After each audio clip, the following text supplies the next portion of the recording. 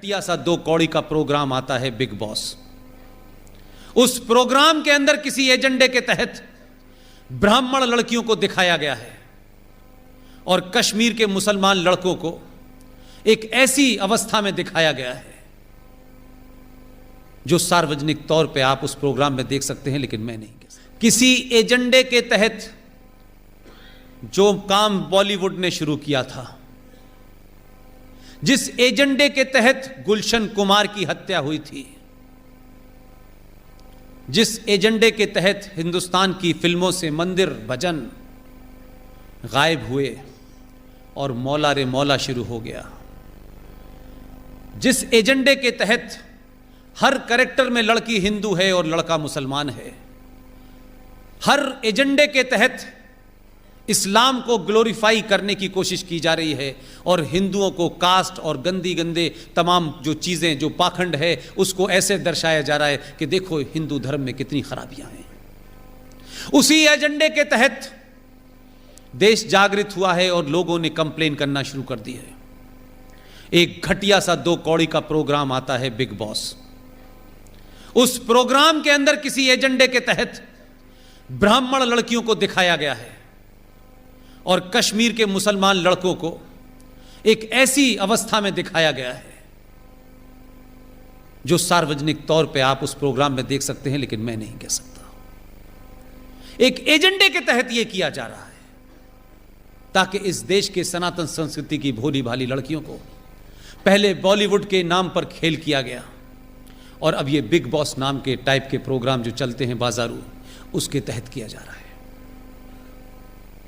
मैं ये नहीं कहता कि कोई प्रोग्राम आपकी संस्कृति को कमजोर कर देगा, लेकिन इस पे आपका रिएक्शन आना चाहिए,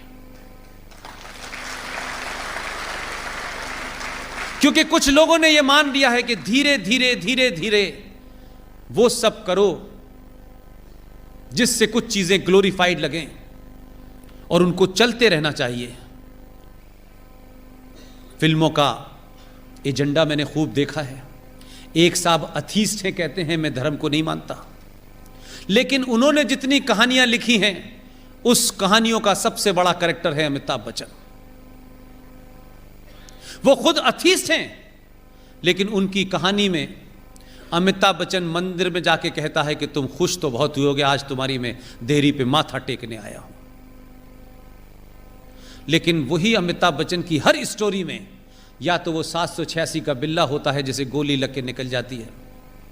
जितने भी कैरेक्टर हिंदुओं के नाम से हैं, उन कैरेक्टर में या तो वो हिंदू चोर दिखाया गया है, या दोगला दिखाया गया है, या वो मक्कार दिखाया गया है। और जितने भी नाम मुसलमान हैं, उन नामों के अंदर इतनी इज्जत और इतनी शालीनता दिखाई गई है कि उससे ज्यादा शालीनता कहीं मिलती नहीं है।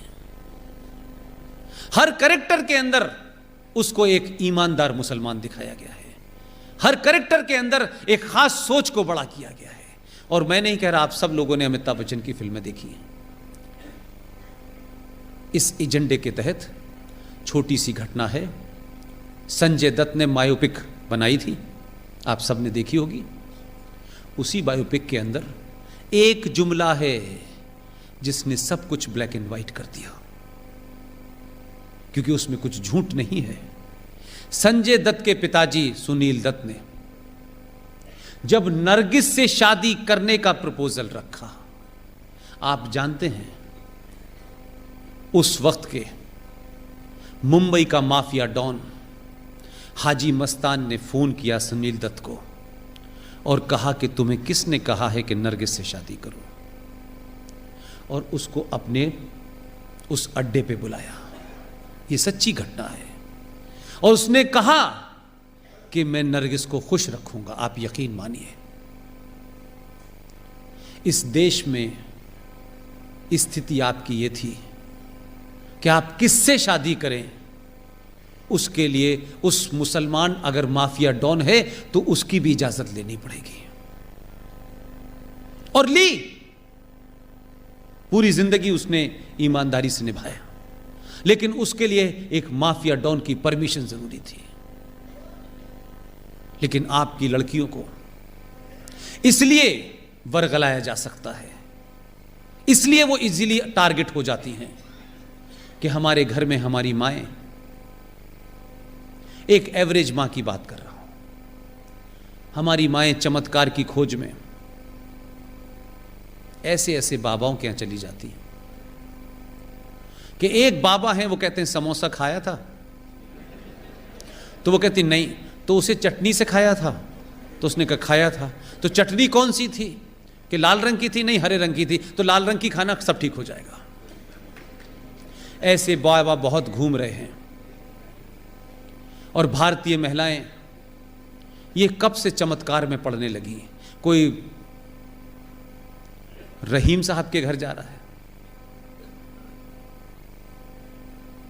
ये अलग अलग बाबाओं ने जो दुकानें चला रखी हैं, इसमें सबसे ज्यादा भारतीय नारी क्यों जा रही है भाई? उसका घर संपन्न है, उसके घर में सब कुछ मौजूद है, क्या ऐसी बात है कि वो चमत्कार के चक्कर में अपने बच्चों और बच्चियों को छोड़ करके इन बाबाओं के भुलावे में आ रही है? और वो बाबा क्या क्या करते हैं वो बाद में पता चलता है। आप सनातन संस्कृति की हैं, आप उस वंशज की हैं जिन्होंने जौहर किया है, आप उनकी वंशज हैं जो दुर्गा बन के जिन्होंने अपने दुश्मनों का सर्वनाश किया है। आप लोग अपनी उन लड़कियों से जिन्होंने हाई स्कूल कर लिया है, जिनके अंदर समाज के बदलाव हो रहे हैं, जिनके शरीर में एक नेचुरल बदलाव हो रहे हैं, आपकी वो बेटी भी इसी समाज में रहती है, उसके अंदर भी अजीब अजीब इच्छाएं जो होंगी वो आएंगी। मेहरबानी करके बाबाओं के चंगुल में न जाएं, अपनी 10वीं क्लास की लड़की को अपना दोस्त समझ के उसके मन मस्तिष्क में होने वाले बहुत सारे कौतूहल को शांत करें, उसको बताएं। दोस्त बन के रहेंगी तो वह अपने मन की बहुत बातें आपसे करेगी। अगर आप सिर्फ मां बन के रहेंगी तो अपनी बात नहीं बताएगी। और इस शहर में बहुत सारे शिकारी घूम रहे हैं जो कलेवा पहन करके लड़कियों के स्कूल के बाहर घूमते हैं और उनको अपने चुंगल में फंसाते हैं। और उसके बाद क्योंकि आपके पास समय नहीं है अपनी बात सुनाने का और सुनने का, वो अपनी बात अपने मन की किसी ऐसे आदमी से कह देती है, किसी भरोसे में कह देती है कि उसको ये पता नहीं चलता है कि मैं धीरे धीरे एक ट्रैप में फंसने जा रही हूँ। और जब तक उसे ध्यान आता है तब तक जिंदगी बर्बाद हो चुकी होती है। आप तमाम माएँ बहनें अपने उन बच्चों के साथ बैठें, उनसे बात करें। और सोना पहनने का भारतीय नारी को बहुत शौक है। सोना पहन करके सड़क पे चलेंगी, हजारों लुटेरे भूखे नंगे घूम रहे हैं, जो आपकी एक सोने की चैन छीनने के चक्कर में आपकी जान जा सकती है। सोना पहन के किसी को नहीं दिखाना है। सोने आपके घर के बुरे वक्त के लिए रखा हो, उसे बक्से में रख दीजिए। कुछ सालों के लिए सिर्फ लोहा पहनिए, समस्याएं सॉल्व हो जाएगी। आप लोगों ने मुझे इतने धैर्य के साथ सुना, यह रिकॉर्ड है मेरे जीवन में, लेकिन यह रिकॉर्ड उनको मत बताइएगा। पता करा लेंगे कौन आया था भाई, तो थोड़ी तकलीफ हो सकती है मुझे। वो कह रहे थे मैं ही अकेला है, दूसरा पैदा कैसे हो गया है, जो रात में भी जगा लेता है लोगों को। लिहाजा राजकोट के लोगों में आपका धन्यवाद करता हूं, दिल से धन्यवाद करता हूं। मुझे सिर्फ यह पता था कि आप राष्ट्रवादी हैं, लेकिन आप इतने बड़े राष्ट्रवादी होंगे ये मुझे नहीं पता था।